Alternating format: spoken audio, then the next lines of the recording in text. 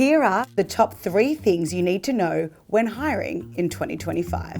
It's the new year, which means new opportunities to grow your business. It may also mean new opportunities to grow your team. In 2024, the market was still challenging to navigate. So in order to attract the best talent in 2025, we need to make sure that we have a plan to stay competitive in this ever-evolving market. This 3-part mini-series is going to be focused on attracting and retaining talent. We're here to save you time and money, increase efficiencies, and reduce risk of choosing the wrong candidate, or equally worse, losing a candidate because we took too long or we were unclear on what we're looking for.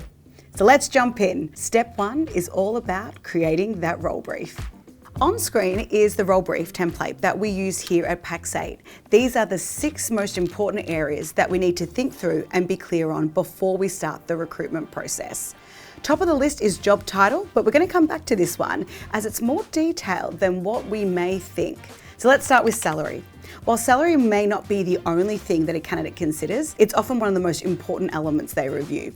In order for us to save both our time and the candidates and effectively benchmark the market, salary benchmarking is a critical step. But where do you start? The best place to start is identifying the minimum wage for your industry. Once we know that legal benchmark, we can then research the market to see ideally where our role needs to sit. At the beginning of the episode, we said that we're here to save you money. And when it comes to salary benchmarking, this is definitely an area where there are so many great online free resources. All great recruitment agencies have online salary guides for us to utilize. If you are wanting to use a paid data set, just make sure to do your research. Where do they source the data from? What's the depth of the survey? How wide ranging is that survey? And how often is that data updated, just to ensure that you get bang for your buck. We've also got great job boards out there. Seek is the strongest reference point that we use, as you've got salary benchmarking, and some companies also let you know exactly what they're paying. You've got LinkedIn, you've got Glassdoor and Indeed, where candidates will submit and tell you what roles they're going for and what the salary ranges look like. We are now in the world of AI, and ChatGPT is also a fantastic resource that we now have at the tip of our fingers. You can simply type into ChatGPT, what is the salary in 2025 for a solution engineer based in Brisbane? That's another great place to start before we hit the salary guides and look at the job boards if we're wanting a solid pin in the stake.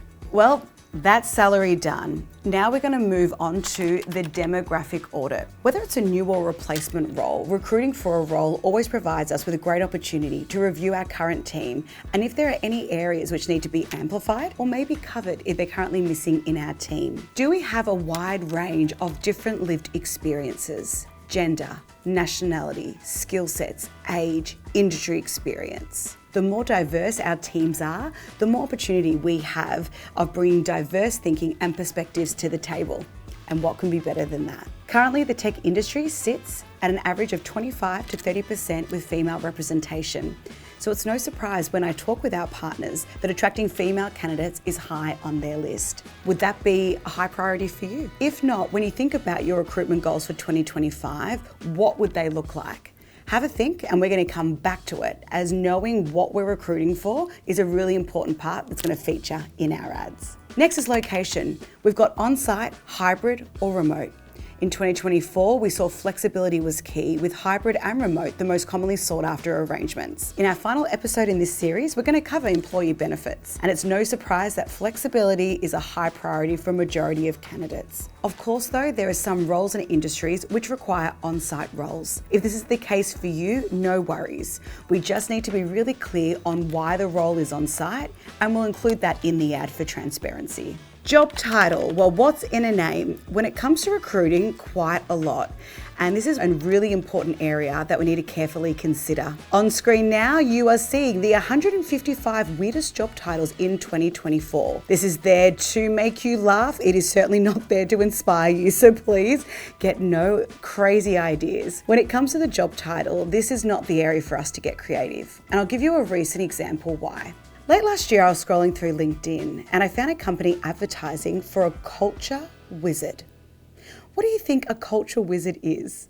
Over the Christmas break, when I was surveying my family and friends, most of them responded, oh, a HR role, probably a people advisor role. which makes sense, right, with the word culture being so featured. The role was actually for an office administrator. So if we take this as the example, the first thing we want to do with job title is to review how it's going to sit within the algorithm. What are the key words that candidates are searching for? If I'm an office administrator or looking for an office administrator role, that's the title and the words that I'm going to utilize in order to do my search. Now, yes, you can rig the system. You can put office administrator in the body of your ad and then culture wizard in the title. And will your job appear alongside other office administrators? Most likely. But this is where the second point we now need to consider. Would candidates want this title? If we go back to the demographic, who are we looking for? Terminology such as guru or wizard, most commonly referred to as masculine.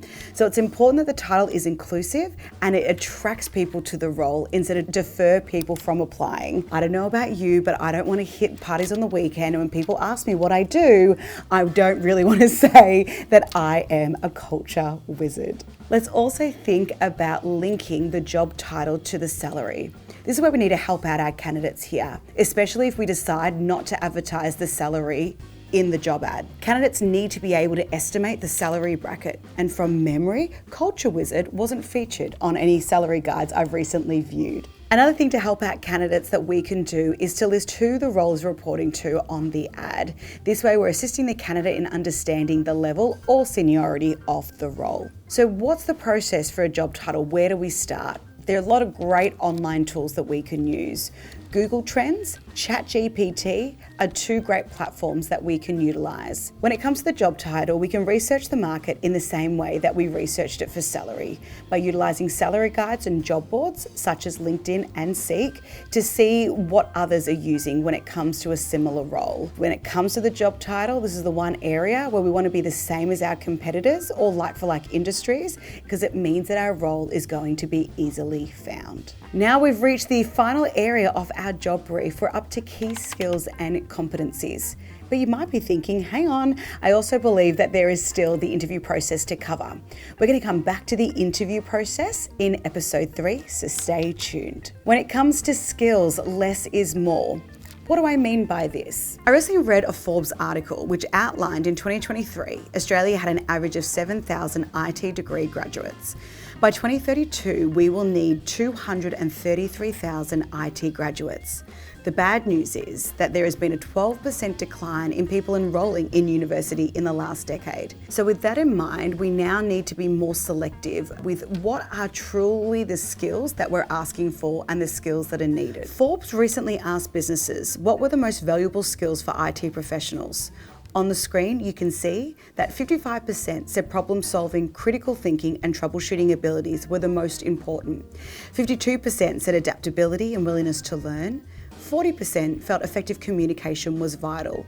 I personally thought communication would have been higher, but if we now think of AI, platforms such as ChatGPT are fantastic resources to make us more efficient and effective communicators. So if you had to pick 5 skills for this role, what would they be?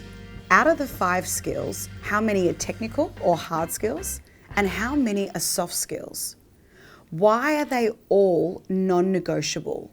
And this is a really good time for us to think about, why do we need these skills for this role? Why are we recruiting for this role? Do we have a problem that we currently can't solve? Or do we maybe have new opportunities that we can't seize because maybe we're missing the expertise or we're needing more hands?